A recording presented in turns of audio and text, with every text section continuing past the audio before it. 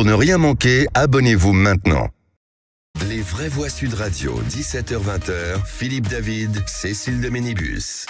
On est ravis de vous retrouver pour cette nouvelle édition. Nous sommes mardi. Ça va, Philippe David? Ça va très bien, et vous? Écoutez, très bien. Vous avez mis du kaki. C'est très bien. Mais c'est pas pour me camoufler. Vous connaissez l'histoire, kaki dehors, caca dedans? Oh non, ça commence bien. Voilà. De votre part, François, c'est choquant. 30 secondes. 5 secondes, pas après, elle a pas attendu 30 secondes et c'est déjà dissipé. C'est quand même assez hallucinant. J'espère que vous allez bien. 0826 300 300, ce numéro de téléphone. Françoise, appelez donc pour vous faire pardonner au 0826 300. On est ravis de vous accueillir et au sommaire de cette émission à 17h30 pour le grand débat du jour. L'électrochoc a annoncé Gabriel Attal. Le gouvernement va présenter demain son plan contre le harcèlement scolaire. 100% prévention, 100% détection et 100% réaction, indique le ministre de l'Éducation. Il visitait le rectorat de Versailles hier pour faire la lumière sur les courriers de réprobation adressés à des parents d'élèves. Philippe. Absolument. Et sommes-nous sur la bonne voie avec ce nouveau ministre de l'Éducation nationale, Gabriel Attal, dans la lutte contre le harcèlement scolaire? Vous pensez que oui, vous pensez que non? On attend vos appels. Harcèlement, et c'était la question. Le pédopsychiatre Marcel Ruffo veut faire hospitaliser les harceleurs. Est-ce une des solutions pour venir à bout du harcèlement scolaire? Et vous êtes seulement 34% à dire oui. Absolument. 0826 300 300 et puis 18h30, le coup de projecteur des vraies voix. 15 à 20 heures d'activité obligatoire chaque semaine pour les bénéficiaires du RSA. C'est la mesure introduite par les sénateurs et de la loi plein emploi. Le texte vient d'arriver à l'Assemblée nationale. Le député LR entend bien entendu défendre cette mesure rejetée par la gauche.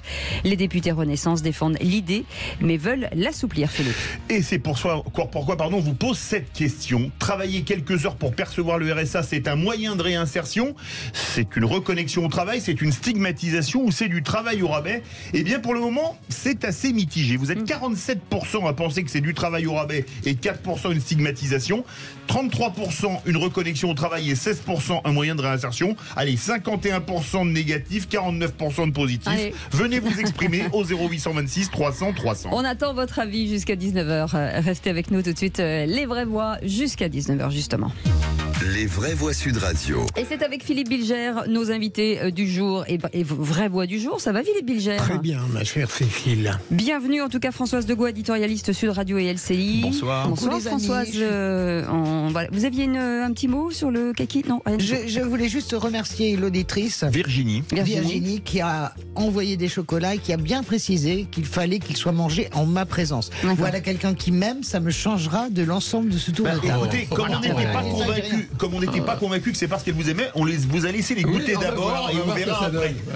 Non, Françoise, je m'inscris en faux puisque ces chocolats vous étaient destinés et je les ai ouverts hier et j'ai pas pu résister et j'en ai mangé. Merci 3. Virginie, merci beaucoup. Voilà, mais je tenais à vous remercier en tout cas d'avoir partagé volontairement ce chocolat avec moi. Bref, Jean Dorido est avec nous, docteur en psychologie et créateur de l'application Zenfi. Comment ça va, Jean Dorido? Ça va merveille, les amis. Heureux de vous retrouver en pleine forme. Voilà, d'être voué comme ça à la nourriture, ça dit quoi en fait? C'est quoi notre problème? Quel est notre problème? Figurez-vous que doit toucher de plus en Entre plus les bonbons, de les clients chocolats, qui viennent me voir à cause de ça. Oui, les bonbons, les adultes sont de plus en plus accros au sucre. C'est vrai. Et souvent, ils me disent, voilà, c'est un problème. Quand je suis au job, il y a toujours quelqu'un qui apporte des chouquettes, qui apporte des Bien bonbons, sûr. Et ben qui voilà. apporte du chocolat. Et pour les personnes qui ont des vrais soucis de self-control avec ce produit très spécial qu'est le sucre, Bien sûr. c'est très très compliqué. Ouais, Effectivement. Attention, faites attention parce que nous on en a beaucoup ici, des méchants qui rapportent de mauvaises choses. Hein, Philippe Bilger? Absolument, mais moi je suis un tentateur, j'essaie de résister. Ne nous soumettez pas à la tentation.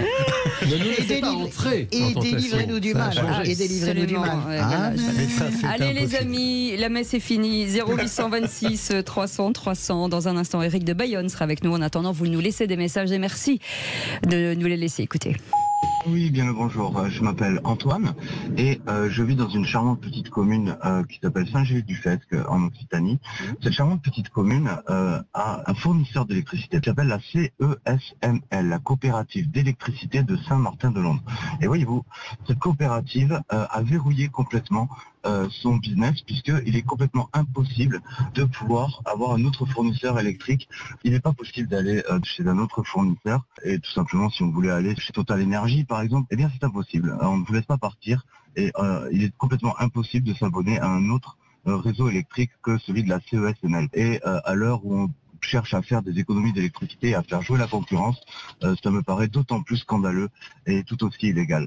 Voilà, j'espère que vous écouterez mon petit message. Merci, au revoir. Merci beaucoup Antoine d'Occitanie pour ce message, c'est quand même dingue. Mais écoutez, c'est dingue. Alors, en écoutant Antoine, je me faisais la réflexion que quand même, vous remarquez que souvent, les besoins fondamentaux des populations, que ce soit l'accès à la flotte, l'eau courante, le ramassage des ordures, et là, en l'occurrence, l'énergie, c'est vrai que les pratiques commerciales des acteurs de ce marché sont très, très particulières, et même on a connu ça jadis, parfois elles peuvent basculer dans des systèmes presque mafieux. C'est un fait, là je connais pas le dossier en l'occurrence. Maintenant c'est vrai que le ramassage des ordures, il y a un truc assez inouï, quoi. Aux USA pendant des années, c'était tenu par la mafia, par ça n'a pas trop changé dans certaines villes du sud de ça n'a pas du trop sud de la changé, France. peut-être. La mafia s'occupe des ordures, ça me paraît normal. Je suis d'accord avec ce que dit Jean, et on devrait vraiment réfléchir, et l'humanité va de toute façon être obligée de réfléchir aux droits humains, et qui concernent l'énergie, et qui va concerner les droits humains, vont concerner l'eau, c'est tellement évident. Direct le standard 0826 300 300. Eric est avec nous de Bayonne. Bonsoir Eric. Bonsoir Eric. Bonsoir à tous. Quelle chance d'habiter à Bayonne. Ah oui. Comment ça va Eric? Pas top. Hein. Je suis très agacé, très irrité. L'homme n'est pas suffisamment impliqué dans les réflexions de nos grandes collectivités en matière de santé et de bien-être. Et le résultat, c'est ce que j'ai pu lire dans un rapport de la Cour des comptes qui m'a ruiné le moral.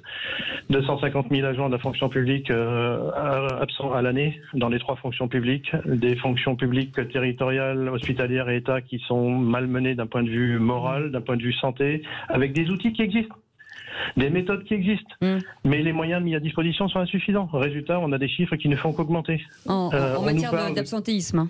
En matière d'absentéisme, mais là on parle uniquement d'absentéisme pour des données, ce qu'on appelle les données compressibles, celles sur lesquelles on a un levier. Et on fait pas insuffisamment les choses. Résultat, le Cour des comptes, elle nous annonce quelque chose qui est complètement passé à côté. Moi, j'ai jamais entendu parler de ça dans les médias ou nulle part ailleurs, mais 12 milliards d'euros de coûts à l'année, en coûts directs chargés. C'est uniquement le coût chargé. Le coût réel, en fait, c'est à minima 3 fois ça.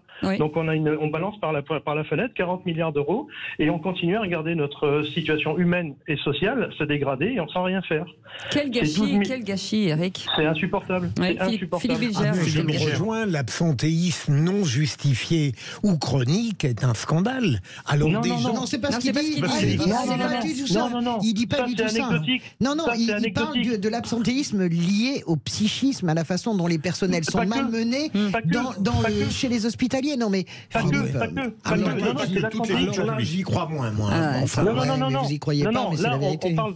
On parle de maladies liées au privé, on parle de maladies liées à l'activité professionnelle, et on parle d'accidents de travail. On parle de situations sur lesquelles on a des outils. Incompressible. On a des outils pour lutter contre ça, notamment la santé au travail, le bien-être au travail. Et moi, je parle aussi de la psyché, des gens qui pètent, qui craquent complètement, notamment dans le domaine hospitalier. L'histoire fait que j'amène souvent des amis à Necker.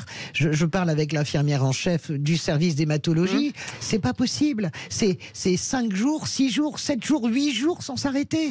Comment on continue comme ça? Vous restez avec nous. Merci beaucoup pour ce coup de gueule. Eric, vous êtes notre vraie voix du jour. Donc on vous garde jusqu'à 19h, 0826 300 300. Si vous aussi, vous avez envie de parler de choses qui vous agacent, ce répondeur est à votre bien entendu disposition. Dans un instant, il y aura les 3 mots de l'actu de Félix Mathieu. Mais juste avant les réquisitoires du procureur, Philippe Bilger, on parle de quoi? Une femme qui veut rester à la maison pour s'occuper de ses enfants, ce n'est pas scandaleux. A tout de suite, on fait une petite pause, c'est les vraies voix jusqu'à 19h. Bienvenue à tous. Les vraies voix Sud Radio, 17h-20h, Philippe David, Cécile de Ménibus. Chers amis, on vous souhaite la bienvenue si vous avez envie de débattre, s'il y a des sujets qui vous intéressent, que vous avez envie de porter, c'est 0826 300 300. Ici, c'est une plateforme d'opinion et de débat sympathique, parce que voilà, ici on débat, parfois c'est houleux, mais en tout cas, voilà, on revient toujours à l'amitié, à l'enchantement, voilà, on s'engueule, mais ça en dépend amitié. avec qui. L'enchantement, faut le dire beaucoup, ma chère Sophie. Avec vous, à la rigueur. Bon, c'est un peu survendu, mais bon, écoutez, à peine. On va essayer Vous allez voir les débats qui arrivent, vous allez voir le procureur comment on va être dans l'enchantement. En tout cas, dans un instant, les 3 mots dans l'actu avec Félix Mathieu. Félix, vos sujets. On va parler de cette battue en Alsace avec 380 personnes mobilisées pour essayer de retrouver Lina, 15 ans. On va aussi parler de cette phrase d'Elisabeth Borne: on ne peut pas exclure les extrêmes à l'Assemblée nationale.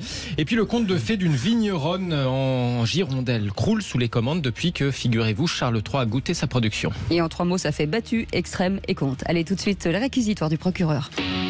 Les vraies voix Sud Radio, le réquisitoire du procureur. Philippe Bilger. Et monsieur le procureur va revenir sur la déclaration polémique de Jocelyn de Signy, député RN de l'Aisne. Oui, il a dit, en parlant des femmes, bien sûr, si elles le souhaitent, il vaut mieux qu'elles restent à la maison pour s'occuper de leurs enfants. Alors, je ne partage pas peut-être forcément le point de vue de ce député RN, parce que j'ai bien conscience que la plupart des femmes souhaitent travailler à l'extérieur, au moins pouvoir partager leur vie quand elles ont des enfants, entre leur vie familiale et leur vie professionnelle. Mais ce que je dénonce, c'est le fait que, par exemple, Nadia Hay, qu'on a déjà reçu ici, a dit « c'est scandaleux ». En quoi est-il scandaleux de la part d'un... Ou alors, c'est scandaleux parce que ça émane d'un député du Rassemblement national. Mais en soi, je ne vois pas, c'est une idée qui n'a rien de scandaleux. On peut dire que des femmes peuvent souhaiter rester chez elles pour s'occuper de leurs enfants. La phrase, ça n'est pas ça, monsieur le procureur, si vous le permettez. Il vaut mieux... Non, si elle le souhaite... Oui, mais ça, c'est un prolégomène inutile. Non, mais ça, c'est de la fourberie de Scapin, c'est de la fourberie sémantique. Si vous éliminez le bout qui vous gêne. Mais non, mais c'est pas le bout qui me gêne, c'est le bout qui est juste là, vous savez, c'est le ruban, et puis après on ouvre et on voit le cadeau. C'est quoi, et excusez-moi de vous le dire, il vaut mieux, c'est ça la phrase, il vaut mieux pour ce député qu'elle reste à la maison. Mais écoutez, on peut revenir. Est-ce que votre fille a envie de rester à la maison?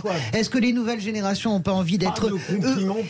Mais pas du tout, votre fille est exceptionnelle, une juriste exceptionnelle. Mais François, si elle le souhaite, la phrase est celle-ci. C'est pas si elle le souhaite, il vaut mieux. Mais c'est le plus important, il vaut mieux. Mais d'où parlez-vous? Je pars monologuer, je vais attendre que Jean ait un avis en ma faveur. Alors, merci pour ce coup de pression, mon cher ami Philippe Bilger. Écoutez, non, sans blaguer quand même, il me semble, toute tendance politique mise à part, quel que soit le député qui aurait dit ce jeu, j'imagine un député LFI qui aurait dit ça, vous voyez, ce sont quand même des propos qui sentent la naphtaline aujourd'hui en 2023. L'émancipation de la femme, quand même, on le sait, ça passe par le travail, ça passe par cette liberté financière. On a connu une époque pas si lointaine mais où est-ce nos que élever ses enfants, c'est un travail? Mais pas pour le moment. C'est-à-dire qu'aujourd'hui, le législateur, justement, c'est du boulot, considère... pour le moment, une dame qui élève ses enfants, elle n'est pas du tout considérée comme quelqu'un qui travaille. Elle ne perçoit pas de salaire, elle ne touchera pas de retraite. C'est peut-être ça et donc, qu'il faut changer. se retrouve dans une espèce de dépendance financière qui, depuis tout temps, a fait le jeu du fameux patriarcat, pour parler comme les jeunes féministes. Et pour le coup, j'imagine, un député LFI aurait tenu mais il n'y a pas que des couples hétéros, il y a aussi des couples homos. C'est-à-dire, parfois, il y a quand même beaucoup de femmes. S'il n'y a pas de dames dans le couple, là, pour le coup... mais quel est le problème? Est-ce que le critère de l'émancipation pour une femme, ça n'est pas la liberté, le droit de choisir? Non, la base, c'est d'être indépendante, de pouvoir se payer un chez-soi si elle le veut. On sait, par exemple, les femmes martyrisées par leur conjoint, souvent elles restent parce qu'elles n'ont pas d'endroit où aller dormir, si vous voulez. Donc c'est quand même la base de l'émancipation, c'est le travail. Et quand on sait aujourd'hui, quand même, on l'entend souvent, d'ailleurs dans la bouche des gens du RN, qu'il y a parfois quand même un modèle à l'ancienne dont la promotion est faite par une partie de la population française, avec la femme à la maison. On va polémiquer encore la question du voile, qui doit se voiler, doit rester à la maison, ne doit pas sortir de chez elle. C'est quand même des propos quand même troublants. Laissez parler Philippe. Mais merci Cécile, mais quand j'entends Jean parler du modèle à l'ancienne, pour moi, ça n'est pas un argument. Non, mais le problème, c'est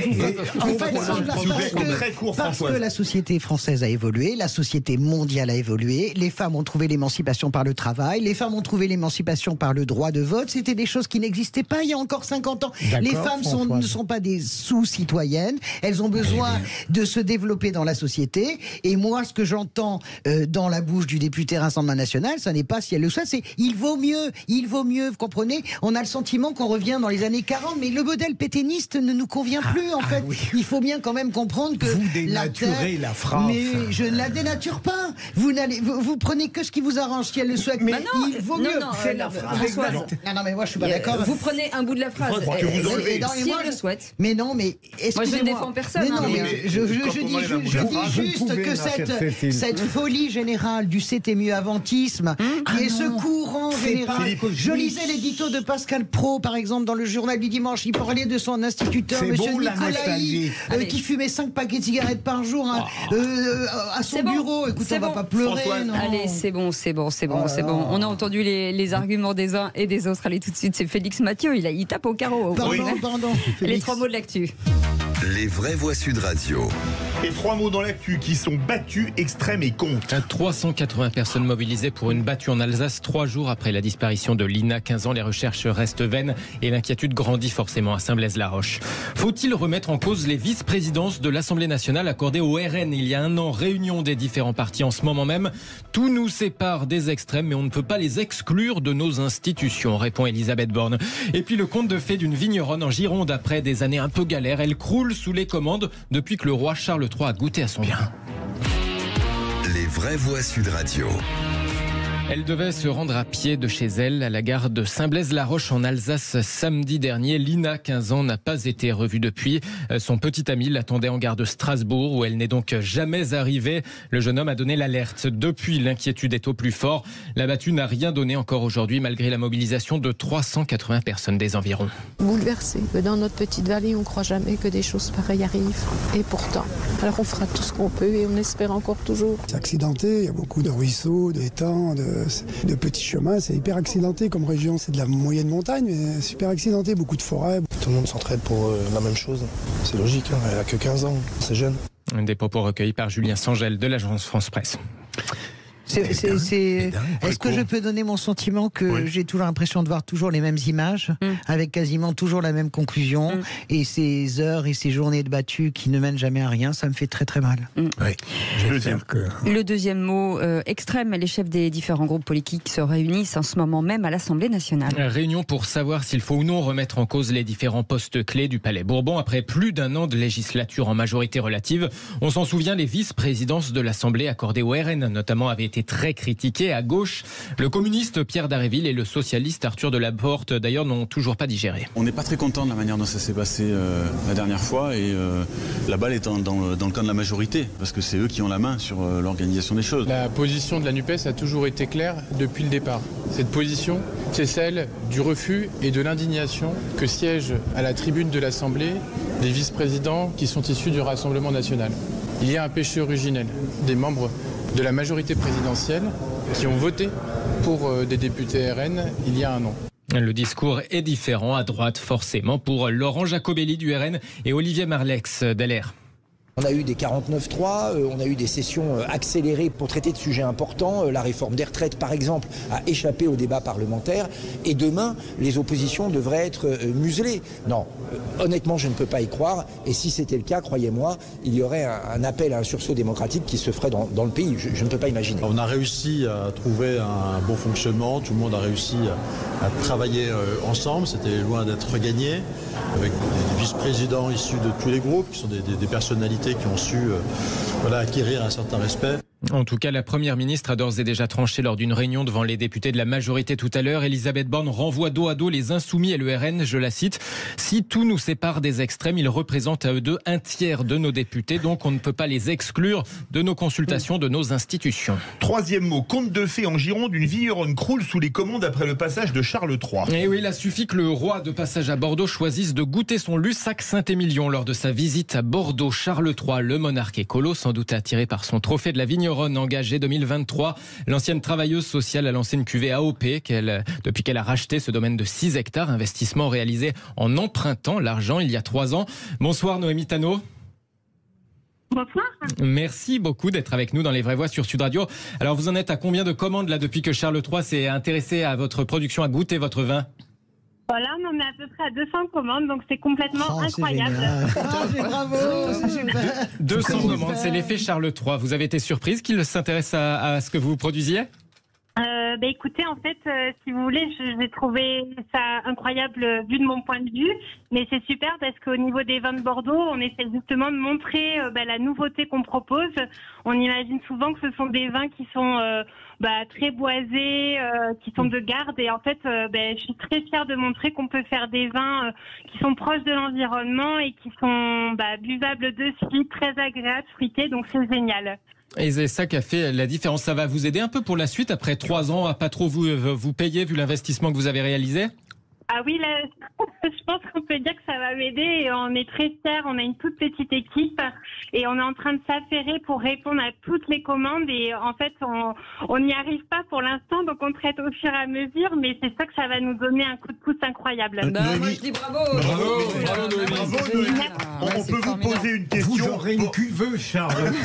Pour rendre hommage au roi et le remercier, vous pouvez nous chanter le God Save the Queen, là, à l'antenne sur Sud Radio. The King, je pense que je vais casser les oreilles de vos auditeurs.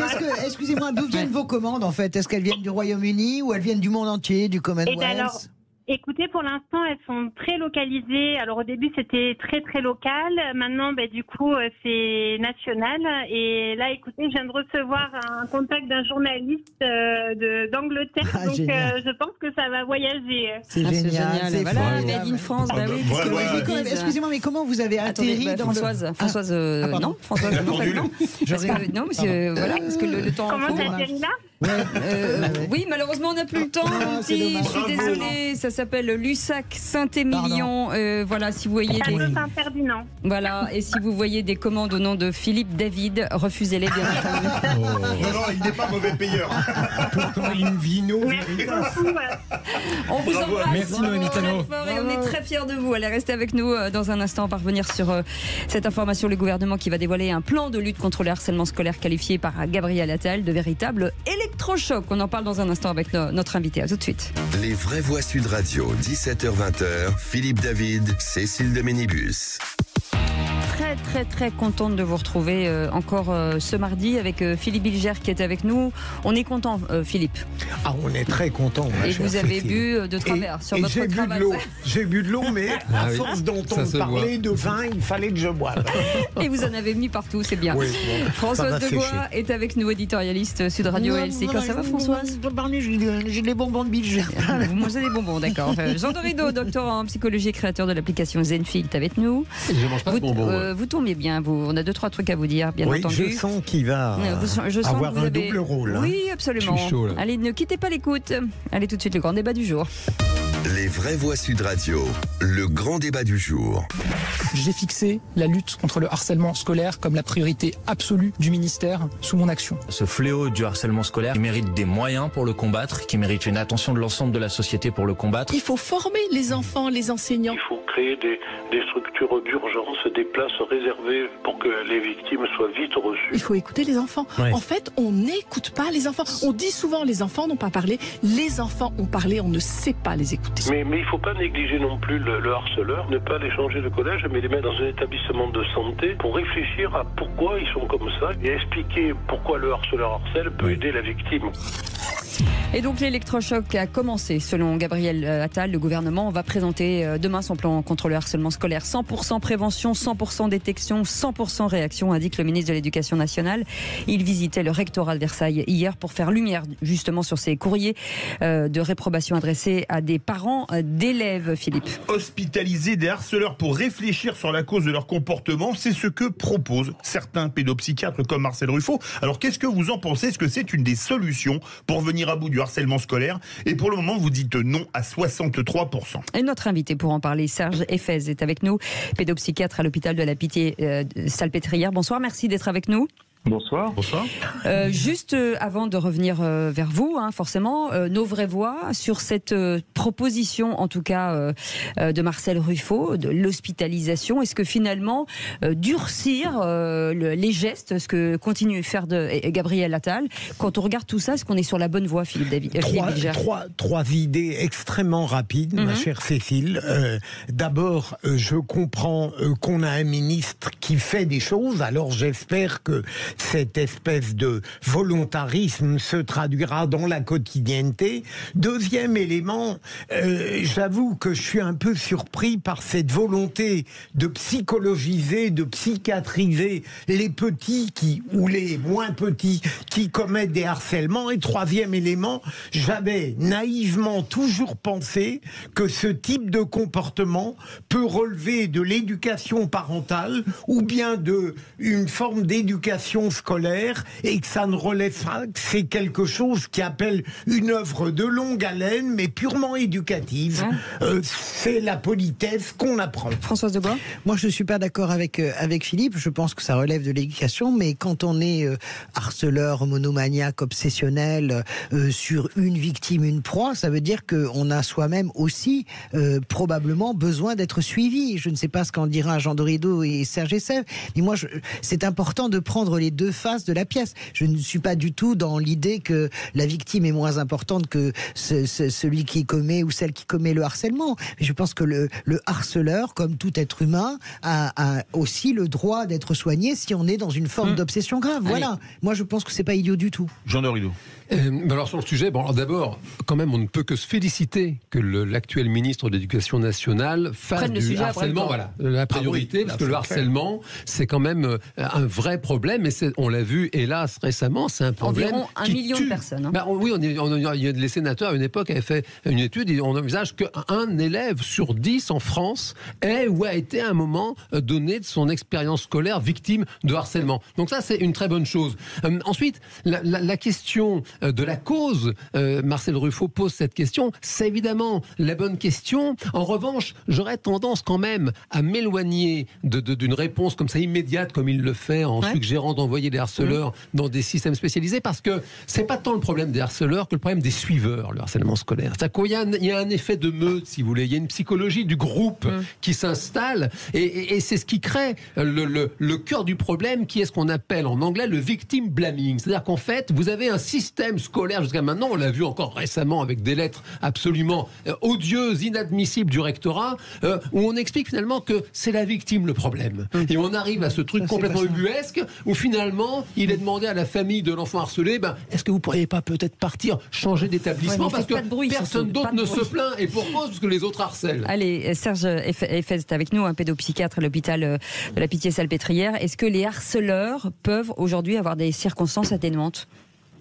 Oui, certainement, comme tout le monde, comme les maris violents, comme toute personne qui commet de tels actes. Ça ne veut pas dire que ça n'est pas répréhensible, ça ne veut pas dire qu'il ne faut pas les punir, mais que derrière ça, il y a quand même des ressorts psychologiques. Il y a des harceleurs qui peuvent eux-mêmes, par exemple, avoir été d'anciens harcelés, qui peuvent eux-mêmes vivre des choses très très difficiles sur le plan de l'expression de leur haine ou de difficultés qu'ils rencontrent chez eux ou dans leur famille. Donc tout ça est à explorer, bien évidemment. Mais je suis tout à fait d'accord avec ce qui vient d'être dit, qui me paraît très important, c'est que entre le harceleur et la victime, il y a cette question de la meute, il y a cette question du groupe, et que cette question du groupe, alors on ne va pas mettre toute la meute dans un hôpital psychiatrique ou en prison, bien évidemment, mais ça demande un vrai travail groupal au sein d'une classe, et que quelque chose puisse se généraliser de ce type de travail. Vous avez été harcelé, un de vos enfants est harcelé, venez témoigner au 0826 300 300. Philippe Bilger. Serge Effez, en ayant écouté nos amis et vous-même, je me demande si j'ai été assez précis dans mon propos. Est-ce que autant j'admettrais véritablement que pour le harcèlement, avec ce qu'il implique d'obstination, d'entêtement dans le sadisme quotidien, peut-être y a-t-il là des anomalies, des troubles qui mériteraient d'être examinés. En revanche, je pensais à ces offenses ponctuelles qui existent, à ces insultes, à ces coups parfois qu'on baptise peut-être trop vite harcèlement. Est-ce qu'il ne faudrait pas faire le départ entre ces deux types de comportements qui n'ont rien à voir l'un avec l'autre ? Oui, sans doute, mais sans doute. Et il y en a qui relèvent effectivement de l'éducation, et l'éducation aussi bien à l'école que dans la famille. Et malheureusement, il y a beaucoup de familles qui sont défaillantes malgré tout.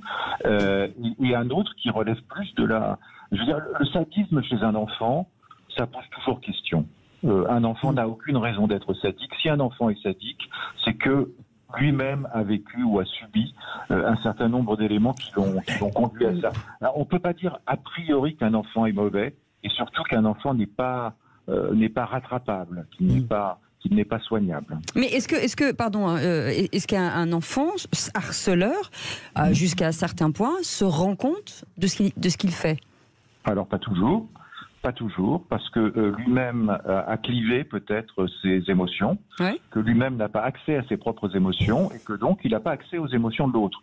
Il a perdu ses capacités d'empathie, peut-être qu'il les a perdues pour toujours, peut-être qu'il ne les aura jamais. Tout ça, ce sont des choses qui sont à explorer, mais souvent, effectivement, ces enfants qui font du mal n'ont pas d'empathie avec leurs victimes, et en plus, avec toute la question qui se pose aujourd'hui sur la violence généralisée sur les réseaux sociaux, sur un certain nombre de jeux vidéo, etc. Tout ça émousse les capacités d'empathie. Jean Dorido. Oui, j'avais une question, monsieur Serge Effez, à vous poser, parce que je m'étonne, vous êtes pédopsychiatre, c'est vraiment votre métier, vous voyez des enfants toute la journée, je m'étonne, je vous entends dire que l'enfant n'est pas sadique a priori, or, il m'aurait semblé le contraire, quand même dans la littérature, quand on lit Sa Majesté des Mouches, par exemple, et puis on voit la cruauté des enfants. Les malheurs de Sophie. Et puis les malheurs de Sophie. On a tous connu des histoires de gamins à la campagne qui faisaient exploser des crapauds en leur mettant une cigarette dans la bouche, ou qui torturaient. Voilà. Et donc, j'aimerais, si vous pouvez peut-être davantage préciser, parce que à mes yeux, le rôle justement de l'école, c'est précisément de créer un cadre suffisamment rassurant et élevant, dans le bon sens du terme, justement, qui permet aux enfants de donner le meilleur et de ne pas basculer dans ce sadisme qui m'aurait semblé être un sadisme naturel. Mais les exemples que vous donnez sont justement très intéressants. C'est-à-dire qu'on voit bien que ce soit Sophie dans Les Malheurs de Sophie, ou la question du dieu des mouches, de Sa Majesté des Mouches, pardon, qui ramène la question de la meute et la question du groupe et la question de la violence groupale. On voit bien qu'il y a des circonstances qui amènent certains enfants dans ces situations de sadisme. Alors effectivement, l'école peut être un cadre et devrait être un cadre suffisamment contenant et suffisamment rassurant, mais l'école ne peut pas lutter contre des situations individuelles qui sont des situations problématiques. On part au 0826 300 300, notre vraie voix du jour. Rebonsoir Éric de Bayonne. Bonsoir. Vous voulez réagir ? Oui, je rejoins un petit peu tout ce qui a été dit, mais pour moi c'est un sujet gravissime, mais en même temps tellement complexe qu'il n'y a pas forcément qu'une seule solution. C'est forcément une solution en multi-tiroir. Et harceleur, harcelé, oui, mais tout l'environnement des deux harceleurs et harcelés est à prendre en compte, l'environnement scolaire aussi. En fait, il y a des solutions à apporter de façon globale et individuelle en même temps. Mais ce qui me gêne beaucoup, c'est ce que Françoise a dit tout à l'heure, il me semble, c'est que j'aimerais pas que ce sujet, comme celui qu'elle a évoqué, devienne un sujet d'actualité aujourd'hui et repasse aux oubliettes dans quelques semaines, puisque on aura oublié, et puis on en reparle encore dans 6 mois, et puis on ne trouve pas de solution, on n'attaque pas le problème de fond. Ça me dérangerait beaucoup. Ça veut dire que moi, c'est intéressant ce que dit Antoine, et j'aimerais que Éric de Bayonne, pardonnez-moi Éric, et que Serge Effez nous réponde. Ça demande des moyens. On sait que la psychiatrie c'est le parent pauvre, la psychologie n'en parlons pas. On sait la désertion, et c'est absolument terrible, alors que c'est là que nous devrions mettre tous nos efforts, parce que on a tous des psychés bousculés par le temps, et particulièrement particulièrement les ados. Et je voudrais savoir comment Serge Effez envisage ça concrètement. Ça veut dire... c'est ça, il faut des actions maintenant. C'est quoi les solutions ? Quels sont les moyens dont il aurait besoin, lui, en tant que pédopsychiatre ? Serge Effez. Oh là là. Ah bah allez-y, vous avez 10 minutes. Oui. Non, mais là, le vrai problème, il est là. Le vrai problème, il est là. C'est que les systèmes de soins, d'accueil, et je ne parle pas de la psychiatrie à proprement parler, mais les systèmes d'accueil de tous ces ados qui sont en souffrance à l'heure actuelle, qui se scarifient, qui parfois font des tentatives de suicide ou qui deviennent violents, parce que c'est un autre mode d'expression du malaise intérieur, tout ça est extrêmement défaillant à l'heure actuelle. Et la plupart des systèmes spécialisés de prise en charge des adolescents sont tellement saturés à l'heure actuelle qu'il y a toute la journée des parents affolés qui téléphonent devant l'état de leur adolescent. On leur donne rendez-vous dans 6 mois ou dans 1 an. Imaginez l'état de ce qu'est la prise en charge spécialisée. Restez avec nous, 0826 300 300, direction le Gard avec Sarah. Bonsoir Sarah. Bonsoir Sarah. Bonsoir tout le monde. Écoutez, c'est très intéressant ce que vous dites. Personnellement, j'ai un double regard parce que je suis à la fois enseignante et à la fois mère d'un enfant qui a été harcelé. Donc je vois les deux côtés. Alors c'est très compliqué parce que les enfants, on disait tout à l'heure, il y avait une controverse autour de Sa Majesté des mouches. Il y a chez les enfants une réelle méchanceté naturelle qui peut s'exprimer, mais qui n'a rien de pathologique. Et il faut les redresser, il faut leur expliquer que c'est pas bien, et là il y a un travail à faire. Mais c'est un travail à la maison, Sarah, on est d'accord? Ah, c'est un travail que mènent aussi les CPE. Vous savez, les CPE, toute la journée, essaient d'expliquer aux enfants qu'il ne faut pas faire ci et qu'il ne faut pas faire ça. Le problème, c'est qu'il y a l'effet de bande dont vous parliez d'ailleurs, qui joue. Moi, j'ai eu le cas, mon fils a été harcelé parce qu'on traitait d'homosexuel. Ça a duré 9 mois. Et à la fin, il y a des garçons qui ont été mandatés par une jeune fille contre des faveurs certainement d'ordre embrassement ou autre chose, qui ont été mandatés pour aller lui casser la gueule. Donc ça peut aller très très loin, si vous voulez. Oui. Et si vous voulez, c'est de la méchanceté que tout adolescent peut avoir. Il n'y a rien de pathologique là-dedans. Simplement, il faut avoir une action très violente envers ces jeunes et leur faire comprendre que ça ne se fait pas. Donc après, si je connaissais l'élève, donc je suis allée le voir et je dis que... Enfin, quand vous dites très violente, on est d'accord, très, très dure, pas très carrée, pas très violente. Oui, mais le problème, c'est que ce qu'on appelle violent, enfin à l'éducation nationale, par exemple, on met le feu à l'établissement, vous avez droit à un rappel à la loi. Donc il y a un moment, Philippe Bilger vous le dira, le rappel à la loi, ça ne suffit pas. Bien sûr. Il y a des moments où il faut dire très énergiquement aux jeunes que là, il a dépassé les bornes. Ce qu'on ne fait pas. Après, il y a des cas pathologiques, comme ce pauvre Nicolas certainement, où il a été victime de choses horribles. Mais ces choses existent, mais je ne dirais pas que c'est le gros du bataillon du harcèlement. Et ça s'est arrangé, Sarah, pour votre fils, parce que c'est quand même important? Oh, il a été complètement traumatisé, j'ai dû changer d'établissement, ça a été terrible. Mais parce qu'en tant que mère, je n'ai pas pris la mesure, parce que pour moi, ça fait tellement partie, si vous voulez, du milieu scolaire, cette violence qu'ils ont les uns envers les autres, que je ne me suis pas rendu compte du point auquel c'était lourd. Restez avec nous, Sarah. Serge Effez, c'est là où on se rend compte finalement le rôle des parents aussi, parce que si l'éducation nationale fait son travail et que derrière ça ne suit pas à la maison, donc le poids de la voix de l'éducation nationale ne pèse pas en fait. Parce que c'est les parents qui éduquent pas l'éducation nationale qui théoriquement transmet un savoir. Oui, non, mais bien évidemment, c'est avant tout le rôle des parents d'apprendre des règles, d'avoir des relations suffisamment chaleureuses et soutenantes avec leurs enfants pour leur apprendre ce que c'est justement que l'empathie et le respect de l'autre. Bien évidemment, tout ça relève de la famille. Maintenant, il faut voir la réalité telle qu'elle est, c'est-à-dire qu'il y a de très nombreuses familles qui sont à bout sur le plan social, sur le plan psychologique. Ouais. Il y a beaucoup de familles monoparentales. C'est pas pour jeter la pierre aux familles monoparentales. Enfin, c'est bien plus difficile de s'occuper de 3-4 enfants. Quand on est seul, oui, c'est sûr. Seul, surtout dans 90%, c'est une mère seule. Quand on est une mère seule qui part à 6h du matin pour aller travailler, pour nourrir ses enfants et qui revient à 8h du soir, c'est très difficile de lui demander en plus de pouvoir avoir une éducation un peu rigoureuse avec ses enfants. Philippe Bilger. Serge Effez, pardon d'introduire un peu de réalisme, voire de cynisme dans ce débat. Est-ce que vous ne croyez pas qu'il y a des jeunes personnalités qui, je dirais, en quelque sorte, à vie, au regard d'une conception un peu rousseauiste de l'existence, garderont des tendances sur lesquelles l'éducation ou le soin ne pourront jamais rien faire. Parce que je réfère aux adultes et j'ai parfois l'impression que il y a des adultes sur lesquels, eh bien, tout a buté, rien n'a pu accomplir la transformation. En 40 secondes. C'est vrai, vous avez raison. Bon, il y a une petite partie, disons, d'entre nous, une petite partie de la population qui n'est pas soignable, qui n'est pas amendable et qui va poser des problèmes toute sa vie. Les prisons en sont pleines de ce type de personnalité, malheureusement. Mais je crois qu'il faut essayer autant que faire se peut d'aller à l'encontre de ça, c'est-à-dire surtout ne pas avoir cette image de la mauvaise graine. C'est-à-dire cette image qu'il y aurait de façon innée quelque chose de mauvais chez certaines personnes qui est inamendable. C'est toujours... Il n'y a pas de mauvaise graine. Ça peut toujours être ramené à une histoire et à des expériences, mais parfois on n'y arrive pas. Merci mille fois beaucoup. Serge Effès d'avoir été avec nous, pédopsychiatre à l'hôpital de la Pitié-Salpêtrière.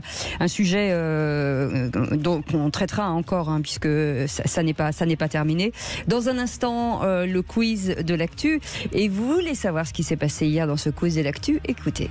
Gilles, allez, un ancien Premier ministre qui a été maire d'une grande ville du sud-ouest de la France. On vous aide. De Bordeaux, allez. Vous aide.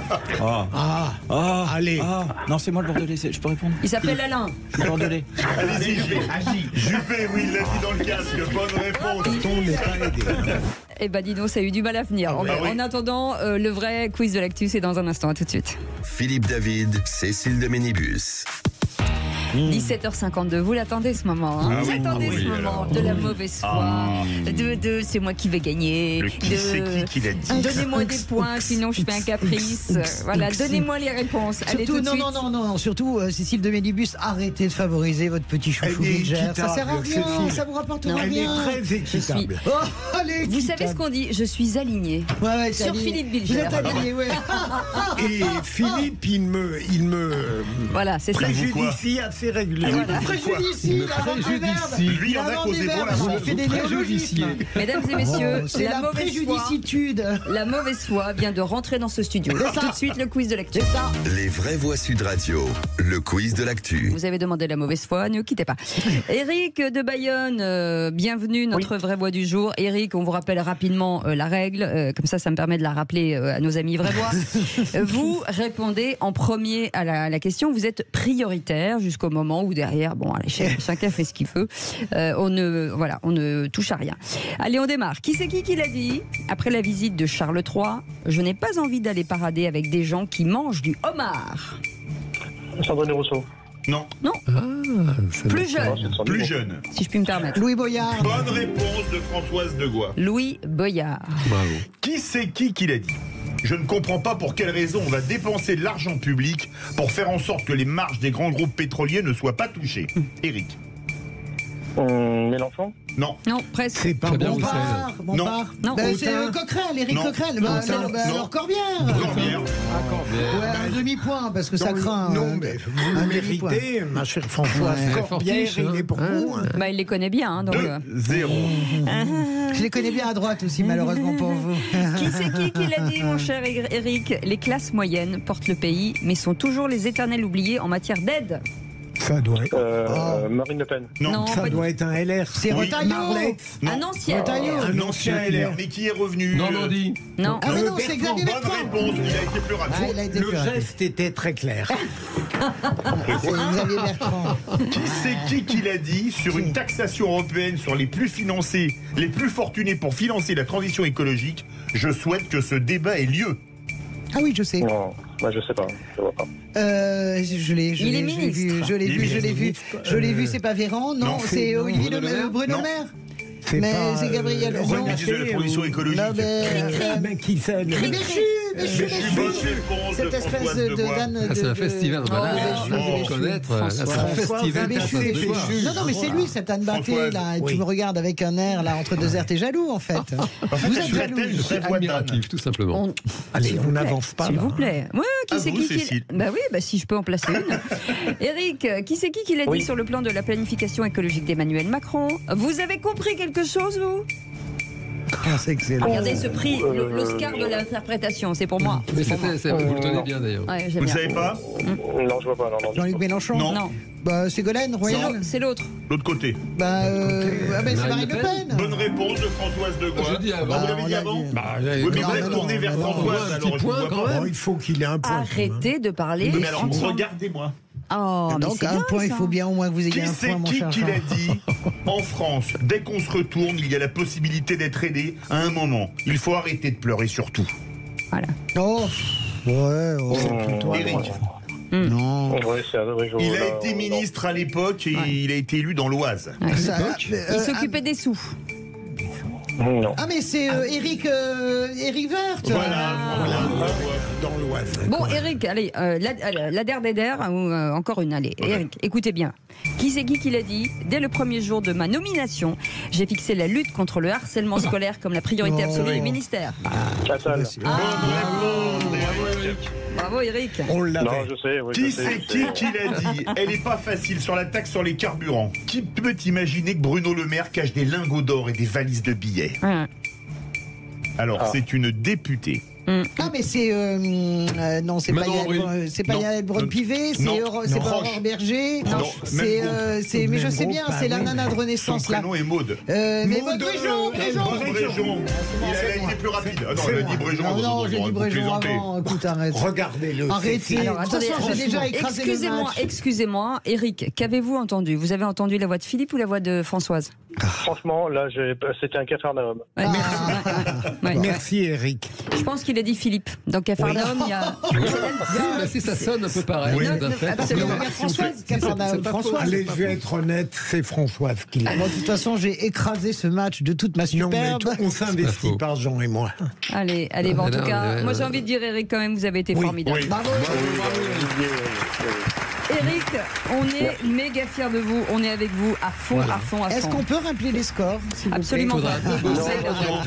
Allez, attention, dans une dizaine de minutes, tour de table de l'actu avec Philippe. On parle de quoi? On parle du fait qu'il faudrait répondre au courrier qu'on vous adresse. Vous avez raison, Françoise Degois. Un Waffen-SS de 98 ans acclamé au Parlement canadien, ça le fait pas du tout. Allez, Jean Dorido. Une décision de justice qui a été rendue samedi, qui a condamné plusieurs personnes à des années de prison. Et vous avez le droit de commenter sur notre compte Twitter 0826 300 300. Bienvenue, on est ensemble jusqu'à 19h, c'est Les Vraies Voix Sud Radio. Les Vraies Voix Sud Radio, 17h-20h, Philippe David, Cécile de Ménibus.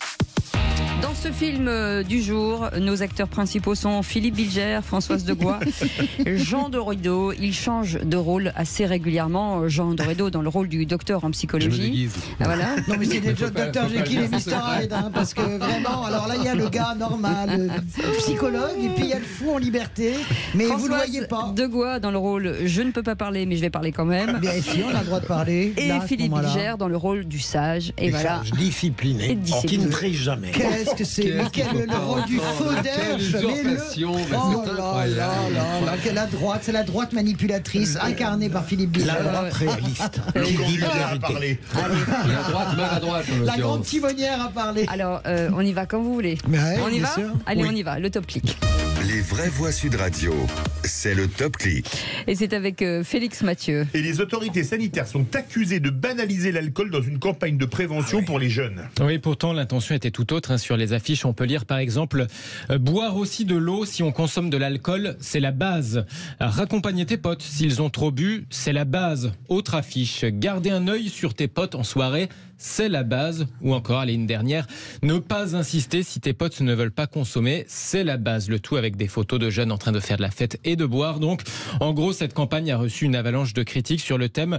Ce sont des conseils pour dire ce qu'on doit faire une fois qu'on a bu et non pas des conseils pour dissuader les jeunes de boire. C'est par exemple Christophe Grébert sur Twitter qui répond au ministre de la Santé. Donc, si je comprends bien votre message, c'est continuer à boire de l'alcool. D'autres comme ça se demandent par exemple pourquoi la campagne ne met pas plutôt en évidence les liens entre consommation d'alcool et beaucoup de cancers. Alcool et fête semblent faits l'un pour l'autre dans cette campagne, ajoute le pneumologue François Vincent, tandis que le généraliste Bertrand Jomier, qui est également sénateur écologiste, dénonce du jamais vu dans une campagne qui, dit-il, ne contient aucun message de réduction de la consommation. Selon lui, je le cite, les alcooliers peuvent rester tranquilles. Le ministère de la Santé, de son côté, en réponse à ces critiques, défend un choix stratégique, encourager les jeunes à éviter les risques risque plutôt que de les inciter de manière trop irréaliste à l'abstinence. La réalité est là, 4/5 des jeunes de 17 ans ont déjà consommé de l'alcool selon le ministère. Des critiques auxquelles d'ailleurs le ministre de la Santé lui-même a fini par répondre sur Twitter. La santé publique, écrit Aurélien Rousseau, c'est définir des priorités, choisir des messages. Ils peuvent se discuter bien sûr, mais pas notre détermination à lutter contre ce fléau de santé publique. Ouais, Jean Dorido voulait réagir rapidement. Oui, j'avoue que ça me paraît quand même une campagne assez pragmatique quand même, quoi. L'hygiénisme et l'angélisme, ça marche pas. C'est un fait. Les jeunes consomment de l'alcool et revenir à la base, précisément, comme Félix l'a rappelé, ça me semble être un message, pour le coup, quand même plutôt consommer positif. n'est pas non plus veut dire ivre mort. Voilà, c'est pour ça, de rappeler quand même une certaine modération. Mais l'abus d'alcool reste dangereux pour la santé. Évidemment, merci de le rappeler. Merci maman. En une seconde, je suis passé de la dénonciation à la compréhension. Et ben voilà. Ce ministre est excellent de la santé. Et ben voilà. Ouais, enfin, c'est pas lui qui est responsable de la campagne. Je sais que vous adorez Aurélien Rousseau. Ça y est, c'est votre nouvelle idole avec Gabriel Attal. C'est comique, c'est fabuleux. Vous le préférez à Sandrine, en tout cas. Voilà. Mais je l'ai. Bon, allez, on y va. C'est quand vous voulez. Allez, on y va. Allez, autre sujet. Le ministre des Transports qui annonce l'arrêt de plusieurs projets autoroutiers. Oui, alors pas d'arrêt des travaux de la 69 Toulouse-Castres, mais en tout cas, l'État entend bien réduire la voilure sur beaucoup de projets. Clément Beaune, le ministre des Transports, l'a dit ce matin donc chez nos confrères de France Inter. Question de principe, quand il y a des décisions qui sont prises, on les applique. Ça vaut pour la 69, même si on va améliorer aussi en réduisant l'impact environnemental ce projet. Et puis d'autres autoroutes, en effet, je prendrai la décision forte dans les prochaines semaines, il y aura des projets qui seront arrêtés. Il y en a plusieurs qui seront arrêtés. On est encore en train de finir cette discussion avec les élus. On n'a jamais fait ça dans notre pays. Il faut qu'on soit cohérent. À l'heure de la planification écologique, on ne peut pas faire comme avant. Et donc les projets qui sont en cours, on va réduire leurs impacts sur l'environnement. Et les projets qui ne sont pas encore lancés, on va en maintenir quelques-uns, parce qu'il y en a qui sont utiles, et on va en arrêter certains. On a déjà divisé par 2 les kilomètres de route qu'on construit dans notre pays. On va continuer cet effort, plus de rails et moins de routes. Je ne comprends pas la course à l'échalote permanente en termes d'écologie dès que le président de la République s'exprime. Il parle planification écologique hier, et Clément Beaune, vous l'avez entendu, le ministre des Transports, annonce ce matin que plusieurs projets d'autoroute seront arrêtés, mais pas la 69 de Toulouse à Castres, projet qui fait grimper aux arbres certains. Pourtant, le président, je le cite, aime la bagnole. Et pour avoir parcouru les routes pendant 25 ans, j'aime moi aussi la bagnole et encore plus les autoroutes. J'aime les autoroutes car c'est le réseau le plus sûr, le moins accidentogène, un réseau sur lequel il n'y a ni feu rouge grillé, ni refus de priorité, ni dingue doublant malgré une ligne blanche continue. Et pour tous ceux dont la route est le métier et qui nous écoutent ce soir sur Sud Radio, si vous êtes par exemple entre Toulouse et Bayonne, ville de notre vraie voix du jour Eric, que j'ai connue sans autoroute, vous allez mettre 3 heures. À l'époque, c'était la nationale 117, entre les traversées de villages et les centaines de camions qui allaient vers l'Espagne et le Portugal, on mettait régulièrement le double. Alors je le dis, n'en déplaise à Clément Beaune, vive les autoroutes. Vous êtes d'accord, Philippe Bilger ? Oui. Oui, de toute façon, il n'y a pas le choix, visiblement. Vous avez pris le meilleur exemple. Ouais. Moi, j'ai des souvenirs épouvantables pour faire Pau, Hendaye, pour aller à la mer, l'enfer sur la terre. Après, moi, je ne trouve pas que c'est incohérent. D'une certaine manière, qui est le début du commencement d'une petite planification, ne me dérange pas du tout, contrairement à vous. Après, la complexité, c'est les camions qui traversent les villages. Alors, il y a beaucoup de complexité là-dedans. La planification écologique demande de la subtilité et pas des zim-bam-boum à la Philippe David, mais c'est intéressant, les zim-bam-boum de temps en temps. Jean Dorido, vous avez de la subtilité. Non, pour moi, pour le coup, je reste quand même génétiquement un ingénieur. Pour moi, faire de la route, c'est le progrès. C'est quand même la base. C'est comme ça quand même que les distances se réduisent. Le train, c'est bien, mais il me semble que c'est pas une priorité d'arrêter les routes. Qu'on fasse du fret déjà plus que pour éviter les camions, ce serait une bonne chose. Ça, c'est vrai. En tout cas, vous avez des sujets qui peuvent nous intéresser. Le tour de table de l'actu, c'est dans quelques instants. Philippe Bilger, on parle de quoi ? Il faut répondre au courrier. Alors, répondez. D'accord. Je vais commencer tout de suite. Françoise Degois. L'ovation qui met le malaise d'un ancien Waffen-SS devant la Chambre des communes du Canada. Gros malaise, bien sûr. Et Jean Dorido. Et la condamnation d'un jeune rappeur MHD qui était très prometteur, un succès fou. Il était condamné à 12 ans de prison alors qu'il dit que c'est pas lui et qu'il n'y a pas de preuves accablantes contre lui. Allez, on en parle dans quelques instants. 0826 300 300. Vous voulez une réaction ? Bien entendu, vous êtes les bienvenus. On est ensemble jusqu'à 19h. Les vraies voix Sud Radio. Philippe David, Cécile de Ménibus. est plutôt très bien accompagné aujourd'hui avec Philippe Bilger, notre titulaire. C'est Pluto qui est intéressant. C'est Pluto, le chien de Mickey. Pluto, c'est le copain de Mickey. Le chien de Mickey, c'est Dingo. C'est Dingo, le chien de Dingo. Oui, mais les choses évoluent, vous savez. Hein. Pluto est sympa. Il est plutôt sympa, Pluto. Voilà, c'est ça. Oui, ça peut durer des heures. Des heures. Ne jetez pas sur ce jeu. C'est ça. En tout cas, Françoise Degaut est avec nous. Qu'est-ce que je pourrais dire ? Rien. Jean Dorido est avec nous aussi, docteur en psychologie. Il n'en a pas toujours, mais en tout cas aujourd'hui, ça marche plutôt bien. Quelle calomnie, mais c'est incroyable. Ouais. Allez, tout de suite les tours de table de l'actu. À quoi tu penses ? Je pense que quand on mettra les cons sur orbite, t'as pas fini de tourner. Non, moi je crois qu'il faut que vous arrêtiez d'essayer de dire des trucs. Le tour de table de l'actualité. Justement, on a envie que vous disiez des trucs. Philippe Bilger, et pour vous, il faut répondre au courrier. Oui, alors on a beaucoup parlé ce matin, j'ai écouté le débat sur Sud Radio à propos du rectorat de Versailles, où évidemment il y a eu cette réponse odieuse aux parents de la jeune victime, et on a identifié 55 lettres problématiques de réponse aux parents. Le paradoxe, et il est terrifiant, c'est que on reproche à ce rectorat de Versailles d'avoir mal répondu, d'avoir répondu d'une manière odieuse, alors qu'en réalité en France, et je pense que c'est un vrai drame, les services publics, les administrations, et je mets la justice en particulier dedans, ne sait plus répondre aux demandes, aux sollicitations, aux courriers. Je vous garantis que si on est malheureusement ce qui devrait relever de la simple politesse pourrait faire aujourd'hui l'objet d'une loi, on contraindrait les administrations et les services publics à répondre. Je vous assure qu'en matière judiciaire, par exemple, ça changerait radicalement l'état d'esprit du citoyen. Je l'ai fait quand, de manière aberrante, on m'avait nommé chef d'une section du droit bancaire. Le simple fait d'avoir répondu systématiquement à tous les courriers, et j'essaye de le faire dans ma vie personnelle, ça change tout. Absolument. Je suis d'accord absolument avec Philippe Bilger. Ça participe aussi de la fracture entre les citoyens. C'est vrai que souvent vous entendez l'expression des abusés. De toute façon, personne n'a répondu. L'indifférence. L'indifférence où personne ne répond au téléphone, avec les standards, etc. Donc c'est cette sorte d'abstraction qui est en train de s'emparer de nous et qui est un poison, l'abstraction. Quand on a le sentiment que tout est abstrait, à commencer par notre propre vie et notre relation avec les gens qui nous gouvernent, c'est très juste ce que vous dites. Jean Dorido. Oui, j'abonde dans le sens de Philippe et de Françoise. C'est un fait qu'il y a effectivement une distance comme ça qui se crée, et même effectivement de ne plus avoir accès à quiconque. On parle du courrier. Moi, j'ai connu une époque où quand on avait un souci avec l'URSSAF, par exemple, ben voilà, j'y allais. Et il y avait n'importe quand, et j'étais reçu par des agents en général d'ailleurs plutôt bien élevés, plutôt courtois, plutôt aidants. Et aujourd'hui, c'est la croix et la bannière. Il faut prendre taper dièse, taper 2. Ah, ça c'est terrible. Et encore, je dis l'URSSAF, on arrive à les voir en visio, ce qui est quand même assez génial. Mais il y a plein d'administrations où c'est maintenant impossible d'avoir un interlocuteur. De l'animosité. Hein. Et ben oui, c'est pas bon. De la frustration. Et frustration.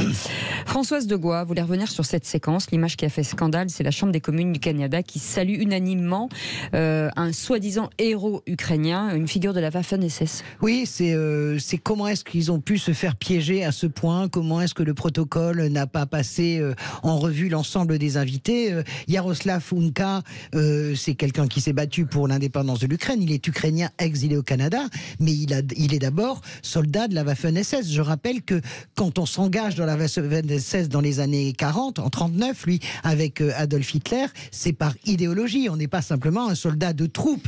On partage complètement et il devient la vision de la société. On prête serment à Hitler. On prête serment à Hitler. Vous avez tranquillement votre tête de mort sur les képis. Et donc, je veux dire par là que c'est pas simplement, c'est un choix idéologique. Cet homme a participé au pogrom, à l'élimination de centaines de civils juifs en Pologne et en Ukraine. Et cet homme est acclamé parce que il est dans la délégation pour la venue de Volodymyr Zelensky. Et plus largement, je vais très vite.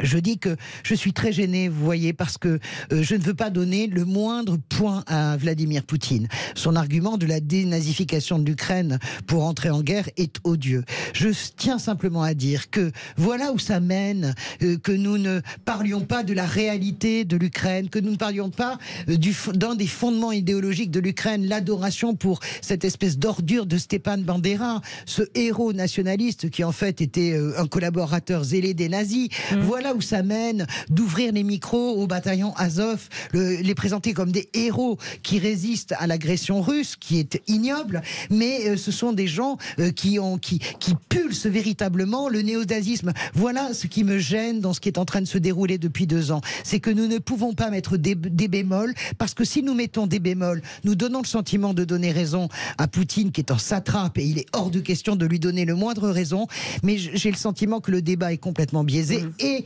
cette séquence épouvantable, Trudeau s'est excusé du Parlement canadien.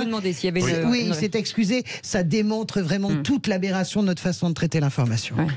Vous savez quel a été le mode de vie de cet homme après Quelle importance il a été Waffen-SS, il a combattu. Non mais ça m'intéresse. Mais je ne sais pas son mode de vie. Il a été exilé au Canada. C'est un ancien criminel de guerre. Point. Voilà. Est-ce qu'on se pose la question? Non, mais j'entends bien. Pas de repentance. Non. Et comme Eichmann, et vous le voyez avec ses cheveux blancs, 98 ans, sur son petit costume. Moi, ça m'a rappelé bien sûr le procès Eichmann. Ça m'a rappelé les procès de Nuremberg. Ce petit bonhomme à qui vous donneriez le bon Dieu sa confession, voilà. C'est un criminel de guerre nazi.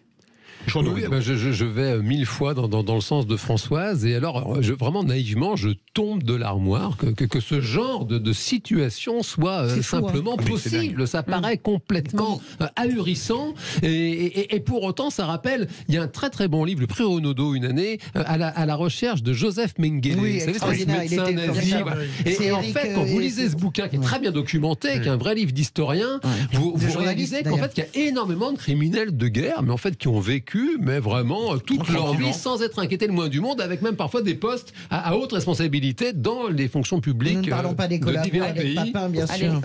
Vous restez avec nous. Et puis juste un truc, Jean, tomber de l'armoire, c'est interdit ici. On peut plus le dire. On peut plus le dire. Tomber de l'armoire. C'était réservé à Philippe David. Oui. C'est son truc. Et vous restez avec nous, Jean Dorido. Dans un instant, on va revenir sur cette condamnation de 12 ans de prison sur les rapports sur le rappeur MHD. On en parle dans quelques instants. Bienvenue dans Les Vraies Voix jusqu'à 19h. À tout de suite. Les Vraies Voix Sud Radio, 17h-20h. Philippe David, Cécile de Ménibus. Il y a quelques instants, de tour de table de l'actu, Philippe Bilger, on vous entend, revenait sur cette proposition aux institutions de dire répondez aux lettres avec Françoise Decoy. Cette séquence qui a fait scandale, la Chambre des communes du Canada qui salue unanimement Yaroslav Yunkak, présenté comme un héros ukrainien mais qui est une figure de la Waffen-SS. Et puis vous, Jean Dorido, ce rapport, cette condamnation de 12 ans de prison pour le rapport MHD, qui visiblement pour la défense dénonce un fiasco judiciaire. C'est-à-dire que si vous voulez, oui, vraiment c'est une affaire qui est passionnante. Bon, d'abord il y a ce garçon Mohamed Silla, de son vrai nom, que le grand public connaît parce qu'il a eu un succès absolument phénoménal. Il a inventé un genre musical, l'afro-trap, et c'est un fait qu'il s'est retrouvé mêlé à une affaire absolument sordide, le meurtre de Loïc Kamchwang en juillet 2018, un jeune de 23 ans. Et c'est vrai que c'est une affaire qui, du point de vue psychologique, est assez passionnante parce que d'abord, il y a un déferlement de violence inouïe sur le pauvre Loïc Kamchwang qui n'est pas expliqué. Il n'y a pas de mobile. Le seul mobile contre les enquêteurs, c'est qu'il appartient à la bande de la Grange-Aubel. C'est une cité à Paris qui est historiquement ennemie de la cité des Chaufourniers. C'est autour de la place du colonel Fabien. Il y a une à gauche, l'autre à droite. Et personne ne comprend pourquoi il y a une telle haine entre les jeunes de ces deux cités. Ça n'a rien à voir avec un quelconque trafic de drogue ou de quoi que ce soit. Et il y avait déjà eu un jeune de 29 ans qui avait été tué en 2017, Mérez de son prénom. Et donc ça, c'est vrai que cette violence inexpliquée, psychologiquement, c'est passionnant. Et puis, sur le plan, si vous voulez, de la justice, c'est un fait que les enquêteurs se sont basés pratiquement exclusivement sur des images de vidéosurveillance. Alors, des images prises à 3h du matin, donc il fait nuit, les 10 criminels qui étaient là, on les voit tomber sur ce pauvre Loïc Kam-Chwang, ils ont des suites à capuches, à certaines capuches relevées, et sur la seule base de ces images, eh bien, vous avez 11 personnes qui ont été mises en examen, et samedi, c'est un fait, 3 ont été acquittés, et 8 personnes, eh bien, ont été condamnées, dont MHD, Mohamed Silla, qui a été condamné à 12 ans de prison, parce que c'est sa voiture qui avait été utilisée, mais lui dit, moi, ma voiture, tout le monde la prenait, à la cité, elle était en libre service, et puis on dit, oui, mais on voit un monsieur avec les cheveux peroxydés, on pense que c'est vous, il dit, mais non, les cheveux peroxydés, tout le monde avait ça cet été-là. Bref, il nie sa présence sur les lieux du crime, et c'est un fait, la justice est passée, l'a condamné à 12 ans de prison, il y a encore 8 jours pour faire appel, et c'est vrai que cette affaire pose vraiment la question, on parle beaucoup des fake news aujourd'hui, elle pose la question de cette puissance de l'image. Nous sommes filmés en permanence, il y a des caméras maintenant de partout. Mais comment vous pouvez être sûr qu'il soit forcément, qu'il ne soit pas, en tout cas, qu'il soit victime de la justice? Comment on peut être sûr du contraire? Moi, je suis sûr de rien. La seule chose que je connais, je dirais très modestement, c'est que en cas de doute, pour la justice, le doute doit toujours bénéficier à l'accusé. Et d'ailleurs, c'est un truc rarissime. Pendant le procès, eh bien, il y a un des accusés qui était mis en examen pour meurtre, quand même. Un meurtre, ça peut aller jusqu'à 30 ans de prison. Il a été disculpé par un policier à la barre qui dit, écoutez, là c'est un fait, ce monsieur, on n'a aucun élément en réalité contre lui. Il y a des avocats qui disent, mais vous ne pouvez pas le dire plus tôt? Alors le policier répond, dit, vous savez, c'est pas nous qui décidons du renvoi. Et donc en live, eh bien le gamin, c'était un jeune, il a été acquitté parce qu'on dit, non, même les policiers disent qu'ils ne sont sûrs de rien. Philippe Bilger. Le fait que votre protégé, mon cher Jean, conteste le crime qui lui est reproché n'est pas suffisant pour moi pour justifier qu'il aurait dû bénéficier d'un acquittement. J'ajoute qu'en matière criminelle, on a les preuves qu'on peut. Si on a la vidéosurveillance dont je peux assurer qu'elle garantit assez souvent avec certitude la participation à des faits graves, eh bien, on a pris ce qu'on avait et il a été condamné. 3 ont été acquittés. Ça montre qu'on a su faire un tri humain criminel. Mais alors, pour le reste, peut-être que votre enthousiasme pourrait être... En tout cas, je ne sais pas. Je n'étais pas au procès. Je sais pas. Alors, parlons des gens qui y étaient. Moi, samedi matin, je suis pas très loin. Je suis dans le quartier là du marché aux fleurs et je passais en vélo. On allait tous manger, prendre un petit déjeuner. Il y avait une foule mais considérable. J'ai dit, qu'est-ce qui se passe? C'est tout le public qui venait assister à véritablement cette audience de ce rappeur. Moi, je suis un peu comme Jean. J'ai un sentiment à un moment donné, comme l'affaire Omar Haddad, vous voyez, quand quelqu'un clame à ce point son innocence et que les choses sont aussi floues, je suis comme Jean, mais moi j'ai toujours une confiance aveugle vous concernant dans votre jugement sur la justice, cher Philippe Bilger. C'est peut-être une erreur, mais en tout cas je l'ai et je vous le laisse jusqu'à la fin des temps.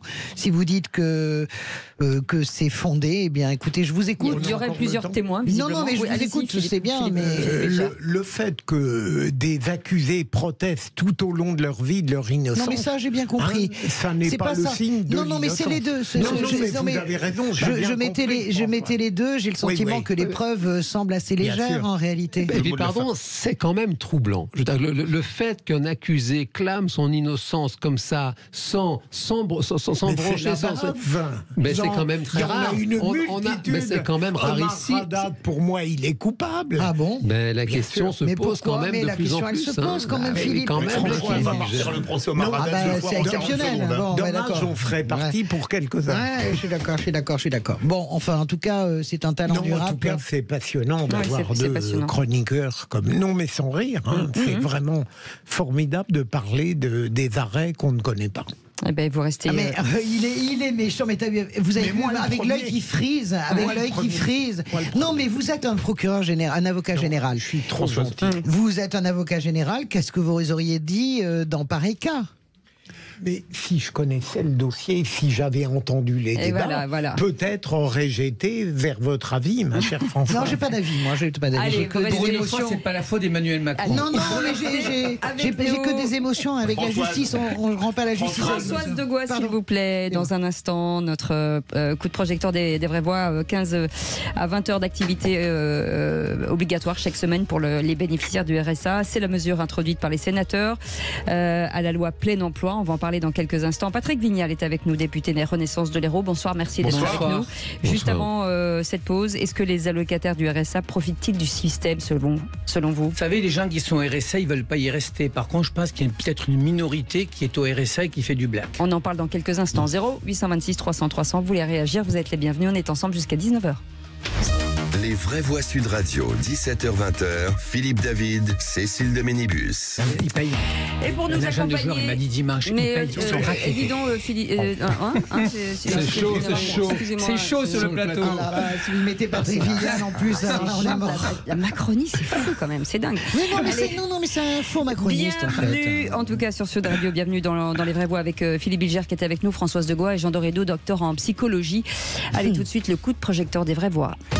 Les vraies voix Sud Radio, le coup de projecteur des vraies voix. Alors, des heures d'activité obligatoires chaque semaine pour les bénéficiaires du RSA. C'est cette mesure qui est introduite par les sénateurs à la loi pour le plein emploi. Le texte vient d'arriver donc à l'Assemblée. Les députés LR entendent bien défendre cette mesure rejetée par la gauche. Les députés Renaissance défendent l'idée, mais veulent visiblement un peu l'assouplir, Philippe. Oui, Cécile, c'est pourquoi on vous pose cette question. Travailler quelques heures pour percevoir le RSA, c'est pour vous un moyen de réinsertion. Vous dites oui à 18%. Une reconnexion au travail, vous êtes 30% acquiescés. Une stigmatisation, 3%. Du travail au rabais, 49%. Si on équilibre, 52-48. Vous voulez réagir? Le 0826 300 300. Et donc Patrick Vignal est avec nous. Bonsoir, merci d'être avec nous. Bonsoir. Vous êtes député Renaissance de l'Hérault. Philippe Bilger. Mon premier mouvement est d'attacher de l'importance à ce que décide le Sénat, et en particulier le groupe des Républicains. Et dans la question que pose Sud Radio, j'aurais tendance à dire, au nom d'un bon sens peut-être totalement superficiel, c'est normal de faire ça. On a un RSA, on impose quelques heures de travail, ça permet, comme vous posez l'interrogation, une reconnexion au travail. Mais pour être totalement franc, je me souviens il y a quelques mois que déjà, Cécile et Philippe, vous aviez choisi le même sujet, et quelqu'un était venu de gauche, et j'avais été très intéressé par l'argumentation qu'il développait, et qui en définitive indiquait qu'il y avait plus de problèmes techniques pour mettre ça en œuvre que de progrès à espérer d'une telle mesure. Françoise Degois. Oui, je voulais simplement dire que l'idée, le bon sens, j'en ai marre de ce bon sens qui est mis à toutes les sopes et les sauces, le bon sens par-ci, le bon sens par-là. Quel est le bon sens? Finalement, vous allez créer un déséquilibre sur le marché de l'emploi. Vous risquez de créer un déséquilibre. Vous risquez d'avoir des sous-salariés. Vous savez, il faut arrêter de regarder le nez collé aux essuie-glaces. Qu'est-ce qui se passe? Je prends l'Allemagne. On nous a rempli la tête des lois Schröder, les lois Hartz IV, pour permettre aux gens, justement, dans la précarité, de revenir, de se reconnecter. C'était ça tout le discours du SPD. J'ai bien honte à l'époque des socialistes allemands. C'était « nous allons recoller au travail, il faut recoller au travail ». Résultat des courses, des générations entières ont recollé au travail avec des petits boulots.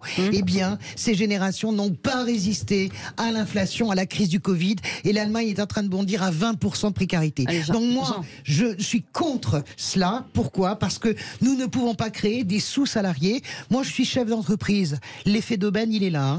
Je vais faire... j'ai un petit boulot à faire. Est-ce que je paye quelqu'un au SMIC ou est-ce que je prends quelqu'un au RSA? Allez, Jean Dorédo. Alors, pour moi, il y a deux problèmes en réalité dans cette histoire. C'est un fait, Françoise a raison, le problème des travailleurs pauvres. On a inventé depuis quelques années en France le travailleur pauvre. On vient d'une histoire qui avait protégé les travailleurs à travers le contrat de travail, à travers quand même la sécurité au travail. Et là, maintenant, on a l'ubérisation de la société. On crée des travailleurs, des gens qui bossent, sont plus là, mais ils sont pauvres. Ils n'ont même pas les moyens de se payer un logement, parfois même pas les moyens de manger. Donc ça, c'est un vrai sujet. Pour autant, il y a un autre problème qui est un vrai serpent de mer aussi, c'est la fameuse trappe à l'inactivité. Ce sont ces personnes qui vous disent, écoutez, elles sont même de bonne foi, de bonne volonté, ils disent, écoutez, moi je fais les calculs, entre prendre un job, quand je compte ce que ça va me coûter de faire garder mon gamin, de me déplacer, de payer mes trajets. Vous en beaucoup parler des gens comme ça. Je peux vous dire que oui, pour le coup, sur Jean-Françoise, il y a une trappe à l'inactivité qui est bien réelle. Vous avez des personnes qui, sincèrement, ne peuvent pas travailler parce que ce ne serait pas raisonnable. Elles ont plus de revenus sans travailler. Ça existe. C'est pas la proportion majoritaire des allocataires du RSA. Patrick Vignal, pour faire la synthèse. Écoutez, 60% des personnes, au bout de 5 ans, sont encore au RSA. 42% sont au RSA au bout de 7 ans et 16% sont encore au RSA au bout de 10 ans. Il y a des gens qui ne sont pas employables. Pour plein de raisons. Moi, je l'accepte, ça.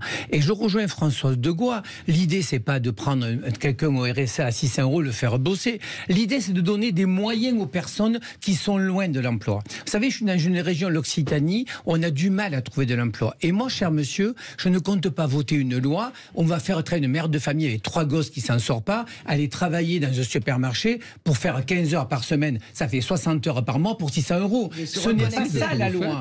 Ce n'est pas ça la loi. Moi, je pense que ce qu'on a besoin aujourd'hui, c'est d'accompagner certains territoires des gens à passer le permis. Aujourd'hui, dans mes territoires à moi, rappelez-vous la crise des gilets jaunes, vous n'avez pas de voiture, vous n'avez pas de job. Donc moi, je ne veux pas qu'on assigne un résident déjà, une femme seule déjà, qui est compliquée avec 3 gosses, et en plus, on va lui demander de bosser. On doit faire de l'accès à la crèche et on doit rénover Pôle emploi. J'ai un exemple de hier. J'ai une personne qui travaille, qui est ingénieure, on y propose de faire de la fibre, de câbler sur un chantier. Ça correspond pas à sa compétence. Donc l'idée que nous avons, c'est de revenir au plein emploi et la dignité. Et enfin, il y a trop de travailleurs pauvres. Aujourd'hui, il y a 10 millions de personnes qui vivent avec moins de 1 000 €. Nous devons faire un débat sur les salaires. Qui paie les salaires? Est-ce qu'on baisse les charges des entreprises? Est-ce qu'on demande aux entreprises le quoi qu'il en coûte? C'est quand même 240 milliards d'euros. Est-ce que l'entreprise doit faire un effort? Je le pense. Et je suis chef d'entreprise. Ouais. 0826 300 300. Jérôme Laverny est avec nous. Jérôme, on sera avec vous entre 19h et 20h, mais en écoutant ce débat, vous avez envie de réagir. Oui, tout à fait. Alors tout d'abord, soulever une ambiguïté. Il n'y a jamais eu la question de faire travailler les allocataires du RSA. Ça n'a jamais été envisagé. C'est une chimère qui a été colportée à la fois dans certains médias et dans certains partis politiques, il faut dire les choses clairement. Premièrement, la chose à regretter, c'est que l'accompagnement qui est prévu, qui est jamais qu'un calque de ce qui se fait dans les missions locales avec le contrat engagement jeune, pas un accompagnement qui va coûter énormément d'argent, qui est un doublon de l'existant, où le gouvernement et les pouvoirs publics vont se donner une bonne conscience à vil prix, parce qu'on va solliciter des associations, des prestataires, pour faire des ateliers ceci, des ateliers cela, qui ne servent strictement à rien, qui existent déjà, et c'est un maquillage qui est loin de la nécessité réelle des gens en termes d'employabilité. Donc on va se donner bonne conscience à faire ces ateliers. Et encore une fois, j'insiste néanmoins aux antipodes de cela. Il n'a jamais été question de les faire. Mais écoutez, on sait lire les projets de loi. On n'est pas complètement idiot. On fait pas de l'interprétation. On fait de la politique. Oui, bien sûr, évidemment. Comment est-ce que vous appelez le fait? Par exemple, le Conseil général de la région du département de Reims, de l'Aube, pardon, qui a décidé de passer une disposition dans son conseil régional où effectivement, on va pouvoir permettre aux gens qui font le RSA de faire les vendanges, par exemple. Vous appelez ça comment? Travailler, pas travailler? Expliquez-moi. Il y a des gens qui n'ont pas la capacité de faire des vendanges. Ils peuvent éventuellement être vendangeurs. Allez. Ok, entre quelqu'un qui gagne 600... Non mais c'est Jérôme, ça s'est passé il y a un mois. Donc vous pouvez pas me dire qu'on ne demande pas aux gens de ne pas travailler. Je vais vous répondre, Françoise. Je vais vous répondre. Alors tout d'abord, c'est immettable en place. Ce n'est pas possible d'être mis en place. Mais c'est la mesure a été votée à l'unanimité. Je vais vous répondre. Numéro 2, ça ne peut prendre que l'aspect de stages qui vont être marginalement à la marge organisés pour telle ou telle personne. Mais encore une fois, il faut il faut, alors pour le coup, il faut accabler le gouvernement, je veux bien, dans certains cas, mais là, en l'occurrence, la chose était claire depuis le départ. Oui. Mais c'est pire que cela, c'est pire. C'est que ces 15-20 heures vont coûter beaucoup d'argent et vont ne servir strictement à rien. Parce que correspondant à des ateliers qui existent déjà. Oui, moi, je voudrais dire à Jérôme, la France, on empile toujours des tas de propositions. Je suis d'accord avec vous. Le vrai débat, c'est une vraie relation avec les régions. Les régions ont la formation, le Conseil général a le social. En France, on ne sait pas créer du consensus. On ne sait pas travailler ensemble. Un tel président, il décide de dire je vais envoyer le RSA au vendage. Écoutez, moi je suis dans une région où il y a beaucoup d'agriculteurs, d'arboriculteurs. Je ne vais pas prendre un fusil et dire à la personne au RSA tu vas faire les vendanges.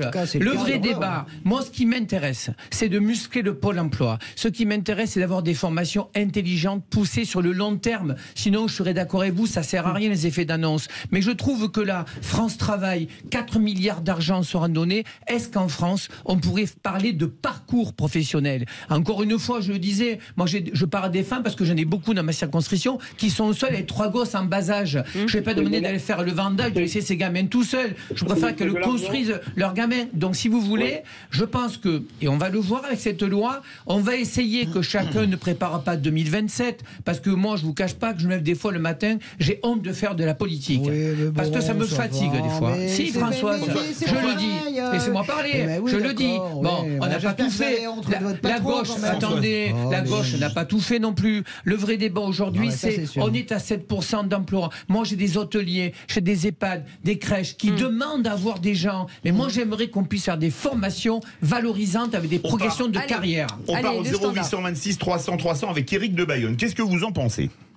Bon, cette disposition, elle traverse le temps en changeant de nom, mais en fait, elle est entachée du même côté négatif, en fait, de sa fonction même, quoi. Ça sert à rien.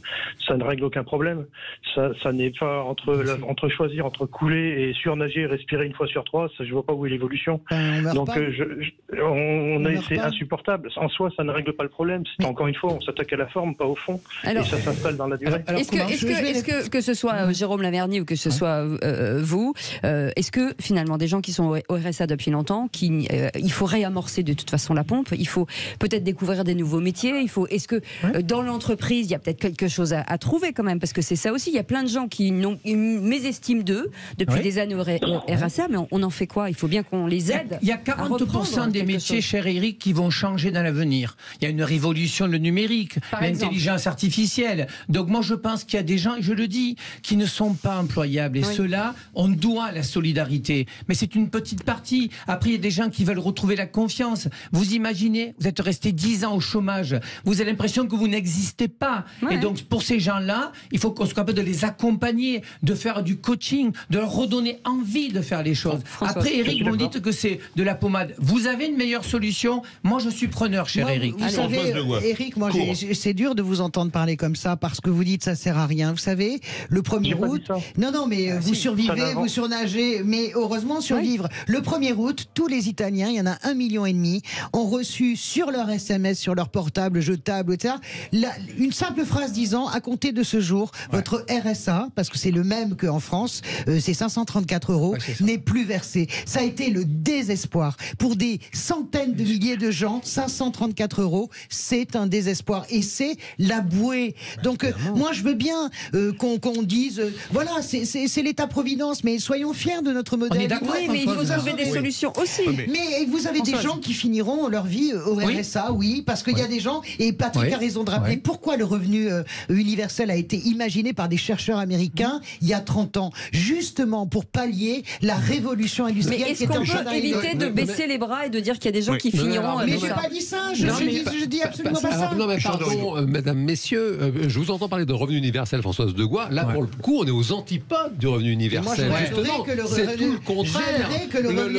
L'idée d'un revenu universel, c'est quelque chose qui peut être très très intéressant. Là, en revanche, je n'ai pas du tout là-dedans, puisqu'on est au contraire en train de dire à des personnes qui bénéficient d'un revenu de solidarité active, quand même le A, c'est quand même actif, quand même depuis toujours. Bon, on est en train de dire, il faudrait peut-être quand même penser à faire quelque chose. Je rebondis sur fait, donc on n'est pas du tout de parler de dignité.